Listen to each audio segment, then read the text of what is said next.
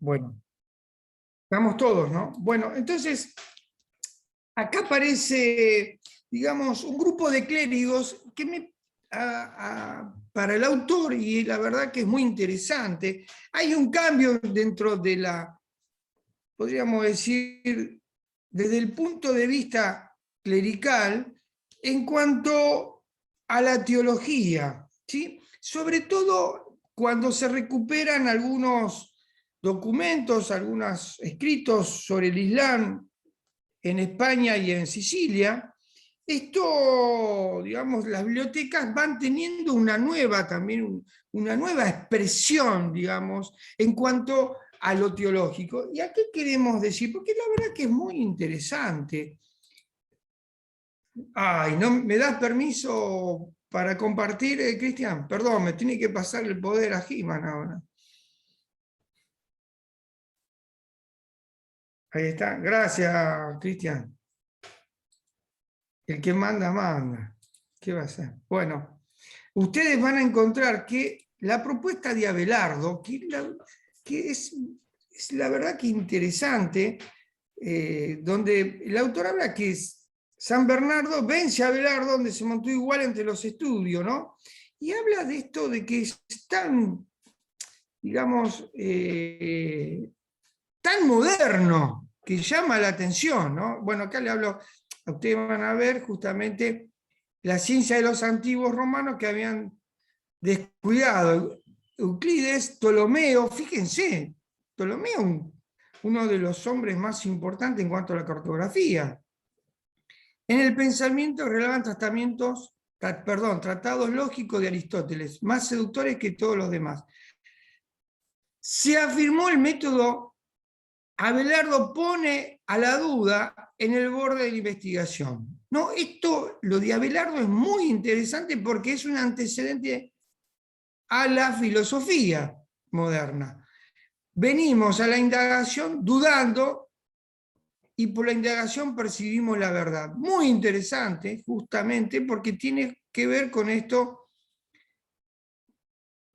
para poder indagar, dudar a través de la percepción.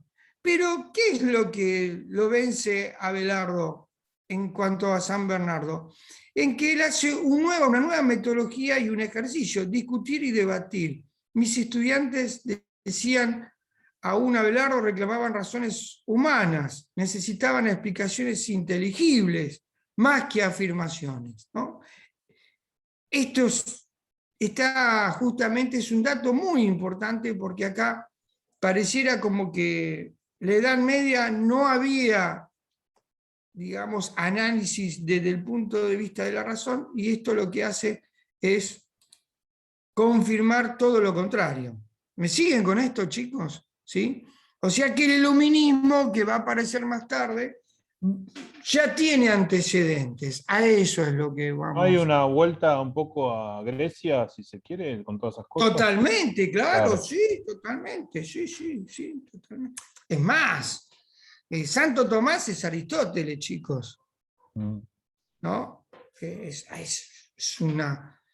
Es una nueva reinterpretación del pensamiento de Aristóteles desde otro lugar, ¿no? Por supuesto.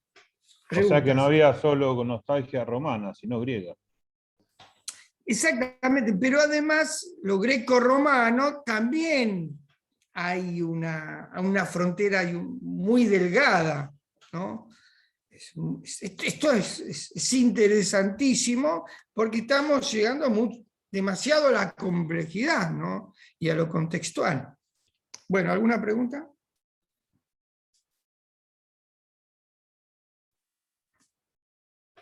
¿No? Bueno, ¿dónde vemos esto de la naturaleza, chicos? Justamente está muy marcado en la arquitectura. Ustedes lo van a ver lo que se llaman los fustes. ¿Saben lo que son los fustes? Son las bases y la parte superior de las columnas que tienen la expresión de la naturaleza. Este es un signo muy importante que de a poquito va, podríamos decir, movilizando algo del arte de la Edad Media que para algunos autores no tiene dinámica, es inmóvil. Por lo tanto, esta visión de la naturaleza, celofustes, ¿no? Con ese follaje que se encuentra en la parte superior e inferior, sobre todo luego con el arte barroco, donde hay una gran carga de elementos y de signos. Ustedes saben muy bien que yo soy fanático del barroco porque no tiene lógica, ¿no? Hay una carga de la expresión donde hay integración de distintos aspectos, ¿no? En el arte, sobre todo en el barroco, en la arquitectura, también en la pintura, por supuesto, ¿no? Es muy interesante.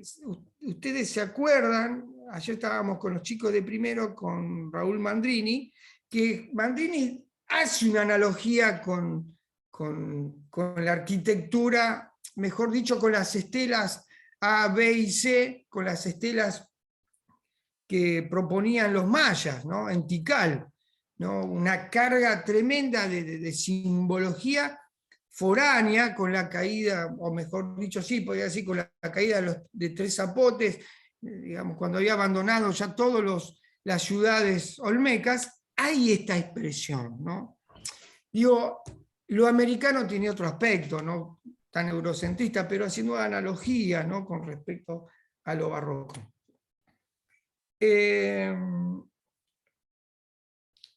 Este es un signo de un cambio de la época, chicos, ¿sí? Los fustres. Otro, digamos, signo de cambio de la época, no solo es en la construcción del cálculo, la escuadría, sino que las nuevas construcciones, sobre todo en el gótico, hay una abstracción. Es muy importante. Si ustedes se acuerdan que vimos la clase pasada, la iglesia de Chartres, que hay varias puertas. Eso tiene que ver con una abstracción y está muy ligado al Dante con las distintas puertas. La puerta del purgatorio, la puerta del infierno y la puerta del paraíso, ¿no? Esto tiene que ver con un nivel de abstracción importante. Si uno no lo dice, no lo relaciona, hay que interpretarlo, es bastante complejo, ¿no?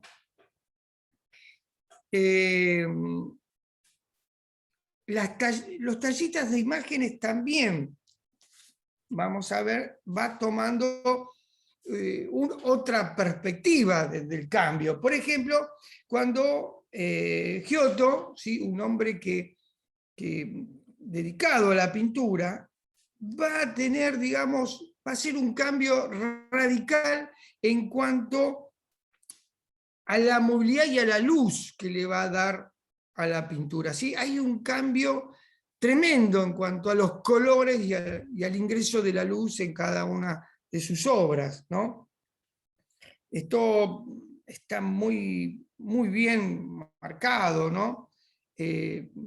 Sobre todo Chartres como podría decir, como expresión de todo este proceso, es muy interesante tenerlo en cuenta. Con respecto al siglo XIV, cuando habla el autor el giro del siglo XIV, podríamos decir que en Italia en el 1300, el autor destaca en este escenario la influencia de los mercaderes. Los mercaderes que van a tener varias actividades. No solo van a ser negociantes. Cuando hablamos de negociantes, chicos, es porque están generando un deseo material. ¿Sí? Por ejemplo, ¿no? Si quiero crear ciertas demandas, tengo que generar la demanda a través del deseo, ¿no? Sobre todo la industria textil y las distintas calidades que en realidad la nobleza quería vestir bien. Entonces, negociar era una estrategia importante, chicos, porque habría que generar la demanda, ¿no? Sobre todo generar el mercado. ¿Dónde lo voy a hacer al mercado? ¿En qué lugar? ¿En qué ciudades? Sobre todo para ver el traslado y, mis queridos estudiantes, ver en qué situación. Hay un estudio político tremendo. Esto no es tan... Ustedes se acuerdan que yo les dije que los mercaderes también funcionaban como agentes de información. ¿Sí? Entonces, la información, tanto en esa época como en la actual, podríamos decir, es la que domina el mundo. El problema es que ahora aparecen estas noticias falsas que mayormente son parte, digamos, de la información. Y siempre fueron parte. Hay que ver si estos mercaderes fueron con la información precisa también, ¿no? Bueno, esto es muy importante también trabajar con otros estudiantes. Bueno, entonces, esa información también tenía estrategias para poder de alguna manera llevar adelante y generar un mercado. ¿Y ese mercado con qué estaba relacionado, chicos? Con el texto anterior, con la moneda. ¿Sí? La moneda, ¿sí? El circulante, que va a ser un aspecto tremendamente dominador por parte de ellos. Si hay algo, una variable que le va a dar el ascenso a los mercaderes y una presencia tremenda, va a ser la moneda. Generar la demanda y el mercado. Y en esto se van a transformar ¿en qué? En banqueros. Van a dominar la circulación y ya no va a haber tesaurización, chicos. Esa vieja cosmovisión, sino lo que va a haber es préstamos. Y el préstamo significa intereses. ¿Estamos hasta acá? ¿Se va entendiendo algo de esto o no? Dígame, si no... Sí, profe. Igual yo me quedé con todavía me quedé con el tema de la catedral, ¿eh? Tengo una pregunta para hacer con respecto a eso. No, pero con pólvora, Cristian, no se achique. Mirá que vengo con Explote, pólvora. por favor. Con respecto a estos sectores sociales de mercaderes, pero los poderosos, la burguesía, los masones, vamos para ese lado. Yo quiero saber si ellos se establecen en torno a la catedral o si ellos se establecen en lugares determinados y a partir de ahí edifican catedrales. ¿Cómo es esa relación, ese vínculo con la iglesia en ese sentido de poder? Claro, muy buena pregunta, Cristian. Si vos, esto en términos políticos, ¿no? Digamos, términos políticos y con respecto al poder. Si vos querés crear una alianza con el poder político, tenés que negociar. Y en esa negociación, digamos, estaban justamente estos personajes. ¿Sí? Que digamos, la catedral pasaba a ser, se hacían asambleas, chicos. Era un lugar, no solo sacro, sino un lugar laico de reuniones. No era la plaza, las asambleas se hacían dentro de la catedral. Y ahí participaban mercaderes, participaban la nobleza. Entonces digo, tu pregunta es tremendamente interesante. ¿Cómo ingresan al poder político religioso, si querés decirlo? ¿Sí?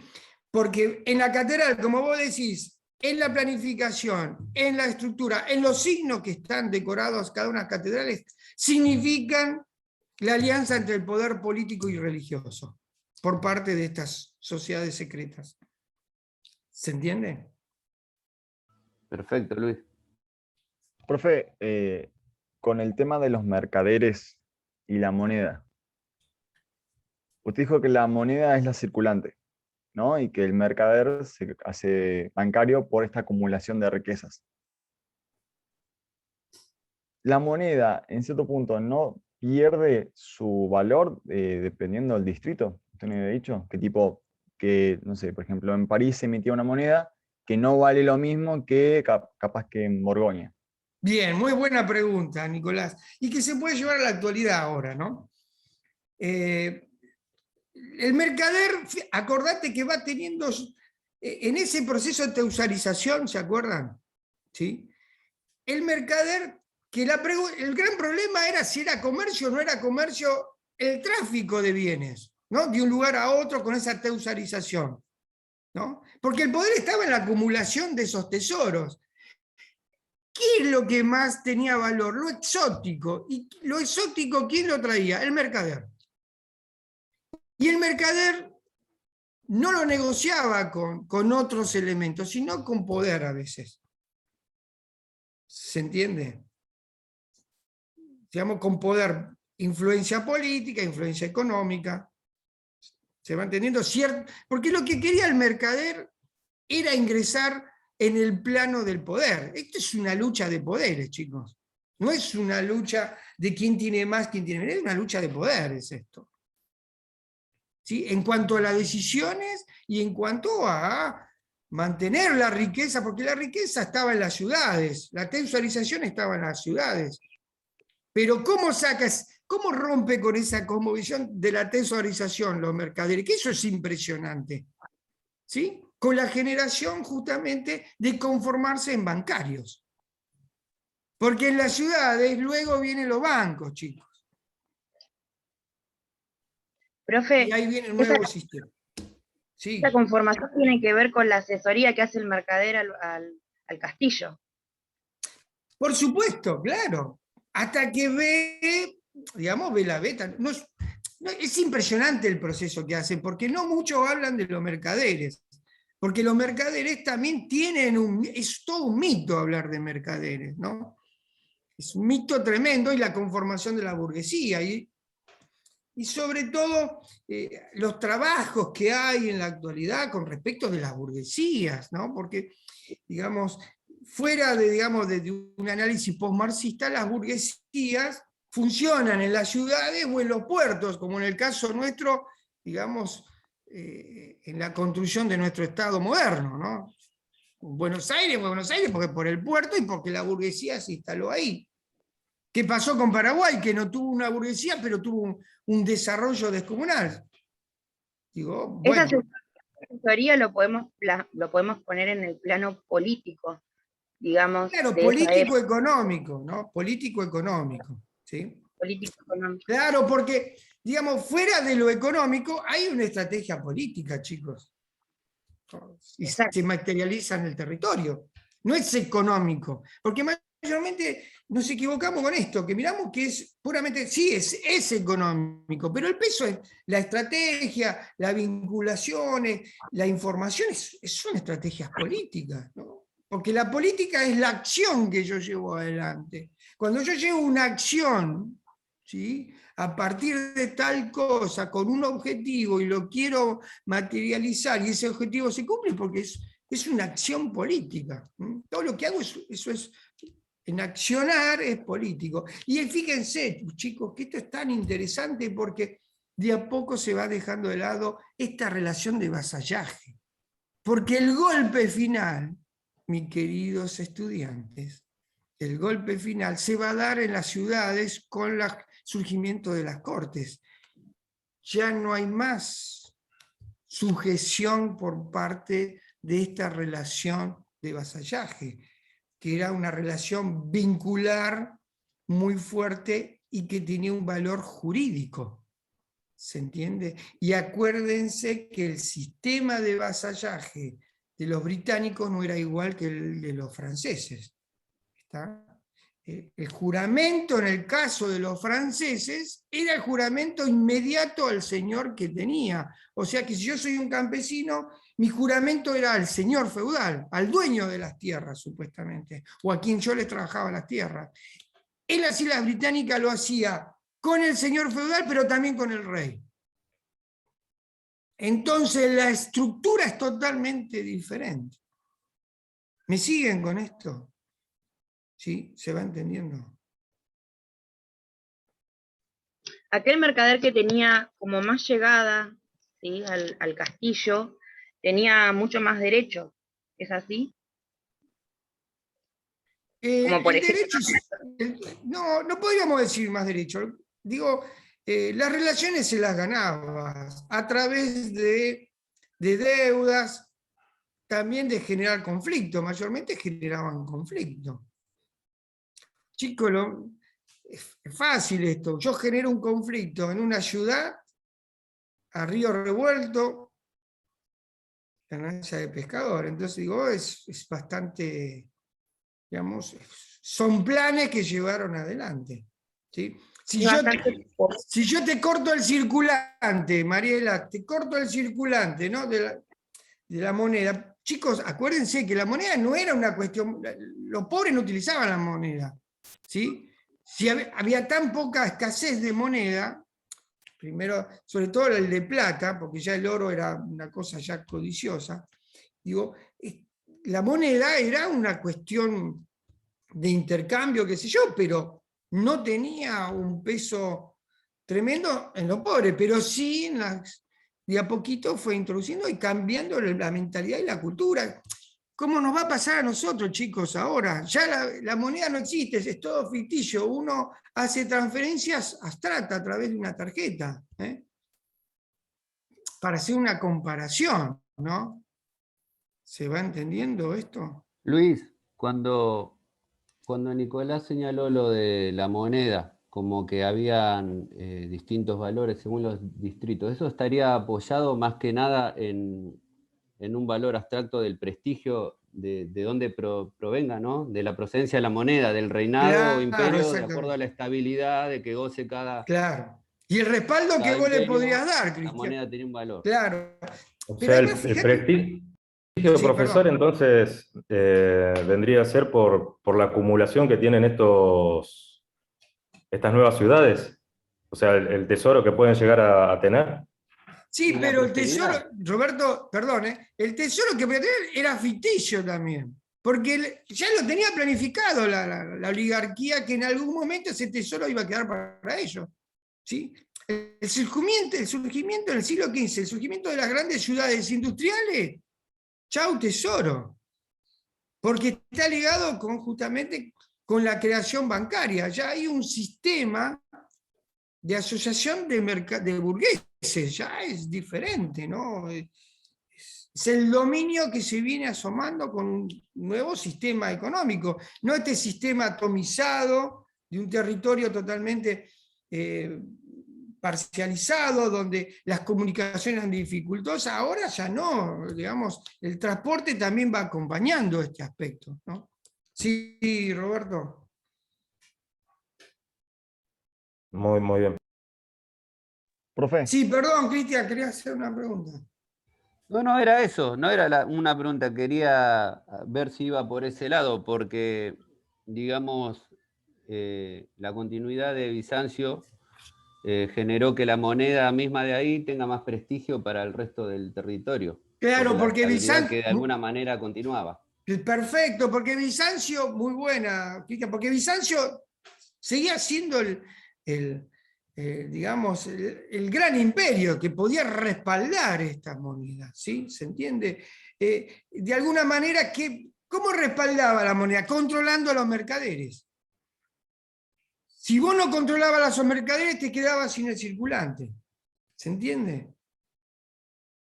profe, yo Entonces, le quería hacer le quería contar algo bueno, a que ver. sucedió en 1637 o siglo XVII, para ubicarnos. La crisis de los tulipanes, ¿la conoce? Algo. A ver, ¿cómo es? Que es que en los Países Bajos existe naturalmente la plantación de tulipanes. Sí. Y justamente en el siglo XVII, digamos que se volvió muy exótico tener esta flor, porque dárselo a alguien era como un prestigio muy grande. Era algo que muy poca gente tenía. ¿Y qué pasó? Que cuando alguien tiene algo que es tan valioso, vale mucho. ¿Y qué pasó? Hubo toda una euforia especulativa por parte de los mercados de comenzar a vender estas flores. ¿Y qué pasó? Que se elevó tanto el valor de los tulipanes que hubo mucha oligarquía, muchos burgueses que quedaron pobres por esto de los tulipanes. Creo que el tulipán más caro que valía 6.000 florines, que era una barbaridad para la época. Y Vos me de ahí hablabas de los Países Bajos. Países Bajos, sí. Bueno, eso de los tulipanes, lo de los Países Bajos, lo generó sobre todo la zona de Brujas, me estás hablando vos, ¿sí? Sí. que Brujas pasa a ser uno de los, digamos, de los más pesado en la industria de la lana, ¿no? Y textil, que competía con los británicos. Bueno, eso que vos estás mencionando fue un plan de los británicos. Luego, a partir de ahí, fueron sabía. a la India. Sí, sí, hay algo con lo de las Indias orientales. Claro, claro, de ahí van a Pero las Indias. Porque las Indias también tenían tenían el opio, pero bueno, también querían, digamos, son estrategias que tuvieron la diplomacia británica invisible, ¿no? En cuanto a esta. sí, o sea, yo me refería más a esto de lo exótico, ¿no? Cómo se convierte este símbolo de riqueza. Y era una simple flor que... Es una abstracción, claro, una abstracción pura. Sí. Bueno, un segundito que voy, ya vengo, voy un segundito.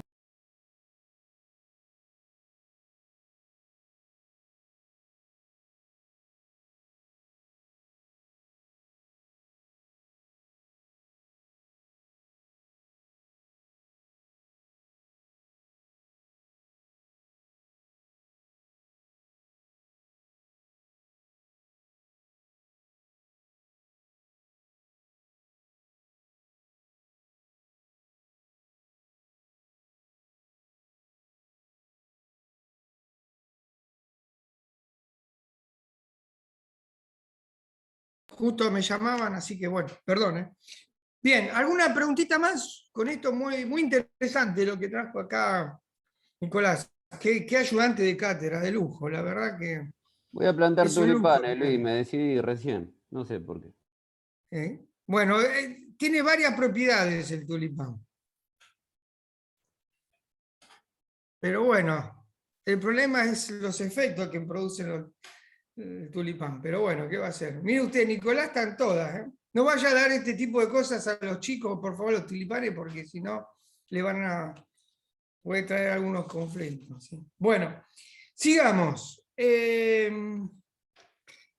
Podríamos mencionar que hablábamos de Siena como un lugar moderno en cuanto al proceso de urbanización, a la organización, digamos, de los espacios. Podríamos decir que lo primero que ingresa son este espíritu de las ideas de la abstracción, buscar nueva perspectiva desde los gestos. Y esto para mí es un tema bastante interesante porque son indicadores, chicos y chicas, son indicadores de que estamos en un nuevo proceso. Ya el siglo XIV estamos en la transición, ya podríamos decir, casi como la Edad Media tardía, porque hay algunos elementos que se oponen a lo que se venía armando, ¿no? Por ejemplo, esta cosmovisión del paraíso, si se acuerdan ustedes en las cruzadas, ¿no? El sufrimiento. Vamos a ver en el próximo texto,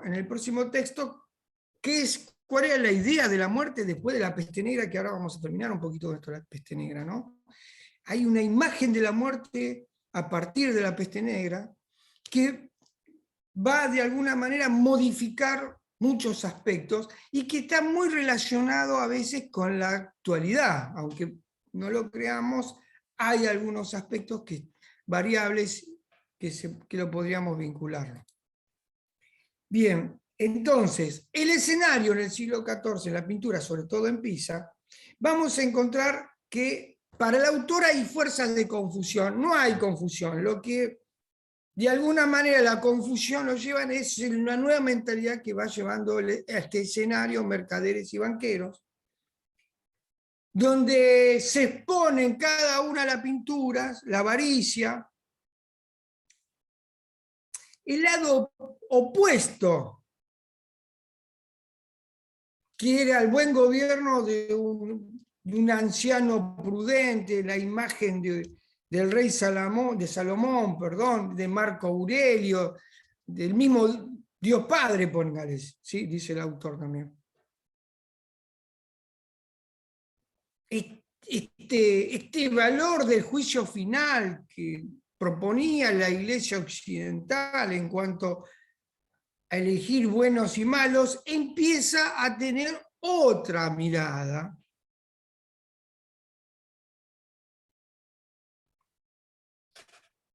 Por supuesto que se va desprestigiando la teología y comienza un nuevo proceso que el autor, me parece que es muy interesante, esta categoría del concepto, la desacralización, digamos, todo lo que era sacro se va robando de la cultura. Ya los gestos, los rituales. Y es lo que yo les decía hace un rato, chicos. La justicia del cielo ahora pasa a la justicia terrestre. Esto es muy importante entenderlo. Profe, una pregunta. Sí. Cuando usted dice que se empieza a desprestigiar la teología, ¿no? Y esto de la desacralización, ¿tiene que ver que ya no le dan respuesta a lo divino? Por O sea, que a supuesto. todo lo que ocurría, Claro. todo lo que... Muy bueno, Mariela. Y le empiezan a dar... Muy bueno, Mariela, porque acá lo que... Esto es muy propio... Sí, perdón. Perdón. Y le empiezan a dar, perdón, una respuesta más como más científica, teórica. O sea, pasan a... Sí, que está muy relacionado. Bien. Acá pasamos algo que es importante porque en la Edad Media hay elementos, los gestos son concretos. Lo hablamos, es un lenguaje que llega a todo el mundo el gesto. ¿Se entiende? Hasta los analfabetos pueden hacer lectura de un gesto. ¿Se entiende? Entonces, el gesto tiene más como una especie de mensaje universal, podríamos decir. Por lo tanto, es concreto eso. Bueno, ahora con la simbología es romper con esto concreto, con los gestos, para llevarlo a la abstracción. Necesitaban este proceso. No solo los artistas y los intelectuales, sino también los mercaderes necesitaban llevar a la abstracción. Porque si no, ¿cómo te digo a vos, Mariela, cómo te convenzo a vos de que una moneda de oro vale 300 vestidos, por ejemplo? Si no genero en vos una abstracción. ¿Se entiende esto? Digo, acá estamos todos convencidos en la actualidad, en la modernidad, por ejemplo, les digo a ustedes, ¿qué es el Estado? ¿Pueden tocar el Estado? Es una abstracción el Estado. Pero sin embargo, constantemente nos dicen el Estado está presente y esto que nosotros estamos relacionando ahora, hay una intervención estatal. Porque hay una política educativa que se está llevando adelante. ¿Se entiende lo que quiero decir, chicos? Entonces, el proceso pasa del gesto a la abstracción. Por eso la desacralización. Algo que es sacro, en ese momento, que eran las cosas cotidianas, que vamos a ver en la clase que viene, ya no anuncian el juicio de Dios. Ahora la justicia es terrestre y de la política. Esto es impresionante, chicos. Bueno, entonces ahí estamos en el paso justo del teocentrismo al antropocentrismo. Es el momento ese. Sí, lo que pasa es que el concepto, es muy bueno, Martín, el concepto de antropocentrismo puede llevarnos a algunas confusiones en el momento de que vos me estás hablando de qué hombre estamos hablando. No, está un hombre ubicado en ese contexto. Claro, porque si vos tomás los primeros humanistas no rompen con el cristianismo, están hablando en la pintura, no, está bien, Martín, muy buena pregunta. Los primeros humanistas pintan a Cristo sufriente, con mucha sangre, Esto con lo gesto pintan de dolor. con luz, lumínico. Exactamente, ¿se entiende? Entonces, Claro. digamos, no se alejan, esta es una transición esa pintura. Sí, porque hacen un Cristo humano, sufriente. El paso siguiente, ¿cuál va a ser? El Cristo del Renacimiento, rubio, de ojos celestes, una facha como la de Cristian, más o menos así. Menos rubio, menos rubio. Un poquito menos rubio, ¿sí? Bueno, digo, es un Cristo donde se está representado por la burguesía. clarito. Es un Entonces, modelo, representa un modelo. Exactamente. Entonces, digo, esa es la abstracción que se viene imponiendo. Digo, chicos, esta relación, esta dialéctica, es propiamente lo mismo que pasa en la actualidad, ¿no? Es lo mismo. Exactamente. Digo, esta es la relación interesante que nosotros podemos hacer y que nos enseña la historia, ¿no? Esta relación de esta metodología que continúa imponiéndose cosas abstractas como grado de verdad. ¿Estamos? Bueno, en este ¿Se caso entiende lo que el digo? modelo representado lo llevaba a cabo el arte en este caso.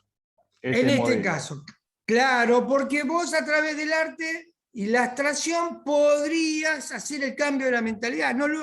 Digo, el arte comenzó, ¿no? Pero luego, por supuesto, que todo el epicentro de las ciudades italianas, ¿no?, del sur se trasladaron al Mar del Norte con la Revolución Industrial, ¿no? ¿Está? Sí. ¿Alguna pregunta? Pero esto es muy importante porque el orden jurídico ya no es desde el cielo, sino que el orden jurídico se traslada a la... Esto es muy importante. Fíjense en esta variable que muchas veces no la mencionamos, ¿eh? Porque pareciera que es el capitalismo. No, lo que queremos entender es que hay distintas variables que intervienen en un proceso de transición como es este. ¿Estamos? ¿Se entiende esto? Después los chicos de la UNS van a hacer su aporte desde el punto de vista, digamos, primero desde el concepto de renacimiento. Si en realidad el concepto de renacimiento es apropiado, y además van a ver que hay muchísimos conceptos desde distintos abordajes, ¿no? De abordaje cuando hablamos de la historiografía, que nosotros lo que tenemos que lograr es un pensamiento historiográfico, teniendo en cuenta las distintas perspectivas. ¿Estamos? Perdón, Luis. Sí. Esa variable, ¿cómo era? Porque así la apunto. Claro, eso tiene que ver con la desacralización, ¿sí? Está, digamos, ese concepto tan interesante de Duby, que está ligado justamente a la pintura, a los rituales, todo lo que es el gesto. El gesto lo van como quitándole valor, porque atrás de todo eso lo que se busca ya dejar de lado esa justicia, porque yo hacía eso porque quería llegar al cielo, al juicio final, si yo tuviera esa mentalidad, ¿se entiende? Ahora te dice, no, ahora tenés que disfrutar, Martín, dejá de pensar en el juicio final y dejá de pensar en el sufrimiento, no vayas más a las cruzadas, no pienses más en el paraíso, pensá en la vida terrestre, porque la justicia ya no está más en el cielo, sino que está en el derecho romano. Profe, disculpe, ya se va a cortar. Sí. Ah, se va a cortar. Se Bueno, corta, Luis. se corta. Vamos y volvemos.